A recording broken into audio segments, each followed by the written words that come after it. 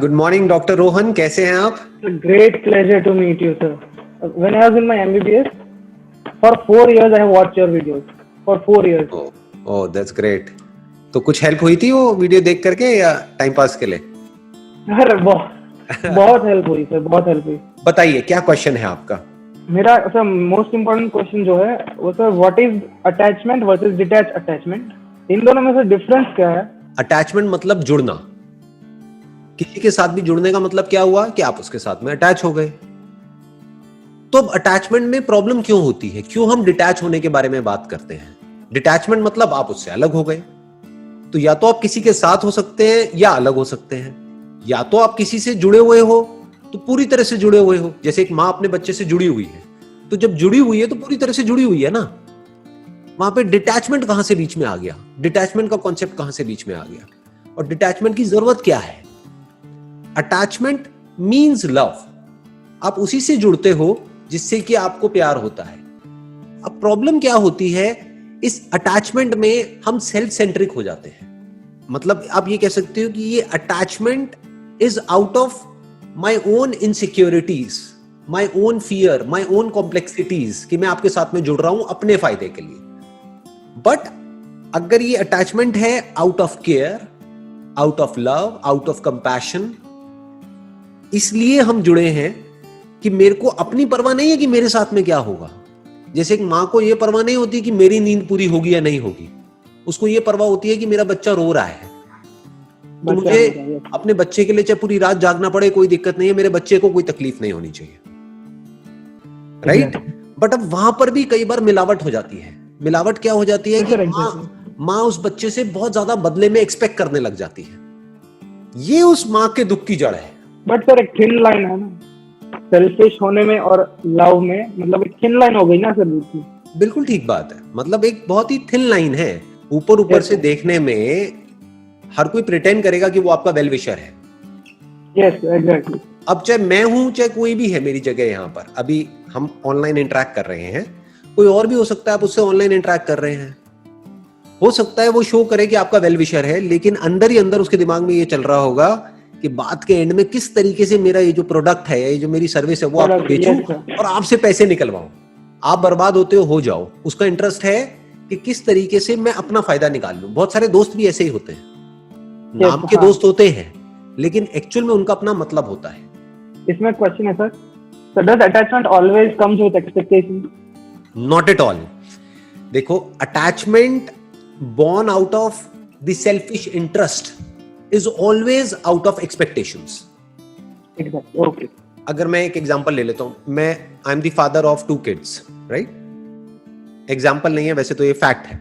I am the father of 2 kids, right? अरे आपको पता नहीं है? नहीं सर, ये नहीं बोला था। One is 12 years old and the other one is 7 years old. तो I am the father of 2 kids. so lucky. How come? इसमें लक क्या है वैसे?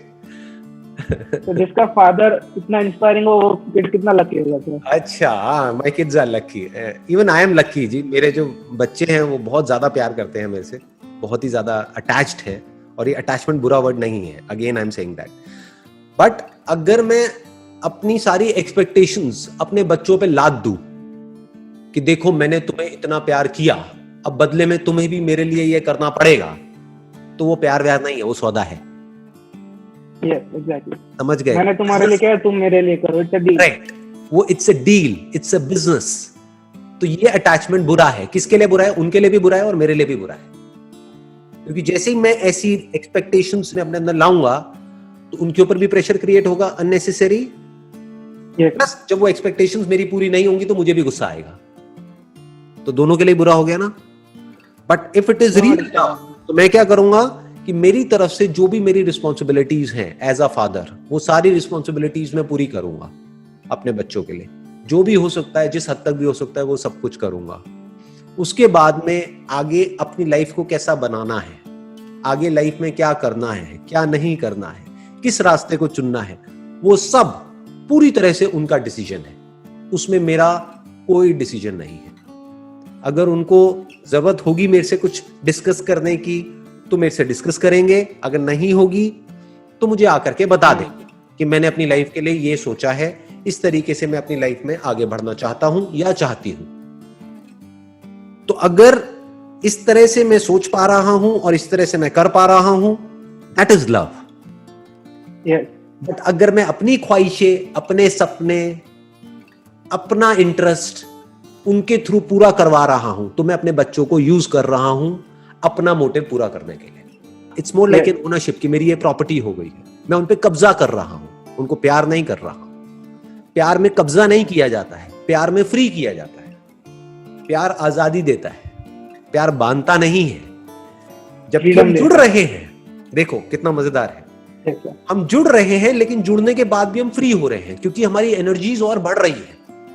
पहले मैं अकेला था, अब मेरे साथ में मेरी वाइफ भी है, तो हम दोनों मिल करके और स्ट्रांग हो गए हैं। क्योंकि कभी मुझे प्रॉब्लम होती है तो वो मुझे संभाल लेती है, कभी उसे प्रॉब्लम होती है तो मैं उसके साथ में हूं।